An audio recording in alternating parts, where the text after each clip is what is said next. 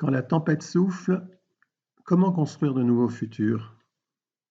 Et si vous libériez les acteurs de l'entreprise?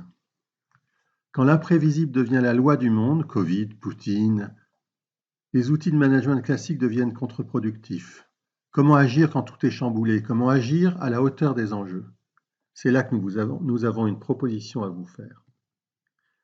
Il faut permettre aux acteurs de l'entreprise d'être immédiatement réactifs pour s'adapter instantanément aux mutations.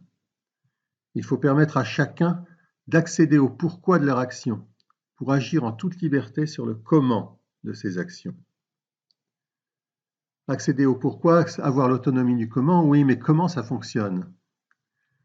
Dans l'entreprise classique, il y a celui qui prospecte et passe le dossier à celui qui établit la gamme pour déterminer le coût des fabrications des pièces, qui passe le dossier à celui qui décide de la marge à appliquer, qui passe à celui qui va décider méthodiquement de quelle type de machine et de flux il faudrait disposer, qui passe à celui qui va négocier et acheter les machines.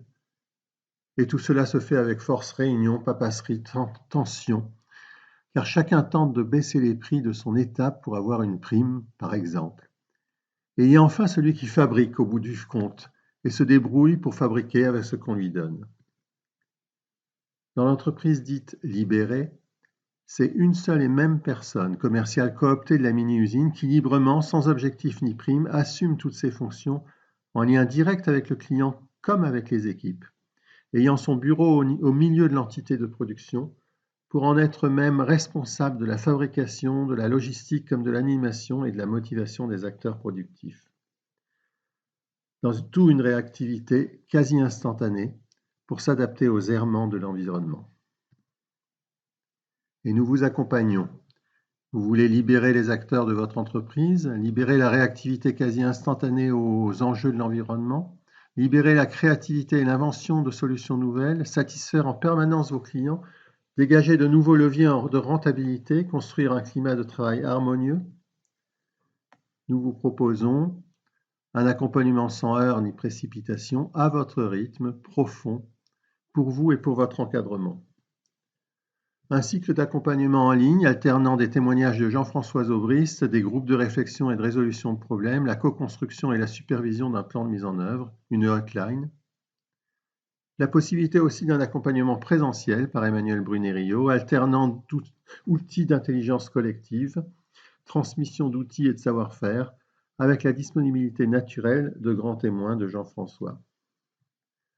Un binôme pour vous accompagner dans l'évolution harmonieuse sans heurts de votre entreprise, Jean-François Aubrist, un témoin acteur de la mise en place d'actions concrètes et de leurs résultats, vécus par lui ou un de ses nombreux émules à travers la planète et qui a généré depuis 1990 par un millier de témoignages de Singapour à Montréal et de la Réunion à Saint-Pétersbourg, en passant par Shanghai, Marrakech ou Moscou.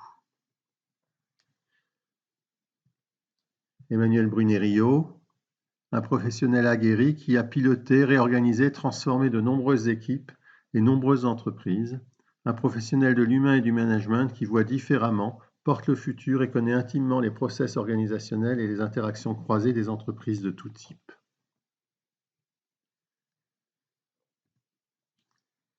Les enjeux majeurs des entreprises à l'aube de l'année 2023, un faisceau rarement vu de difficultés et d'enjeux. Recrutement, hausse des prix, rupture, compétitivité, désindustrialisation, environnement, réglementation. Explosion du prix de l'électricité de 500% et plus, rupture d'approvisionnement et flambée des prix sur les matières premières, carnet de commandes souvent chargé mais très grosses difficultés de recrutement, inflation généralisée avec risque de mouvements sociaux, mais de faillite aussi de nombreuses entreprises. Un contexte économique qui ne donne pas de signe de s'améliorer, bien au contraire, et la nécessité d'agir et rebondir.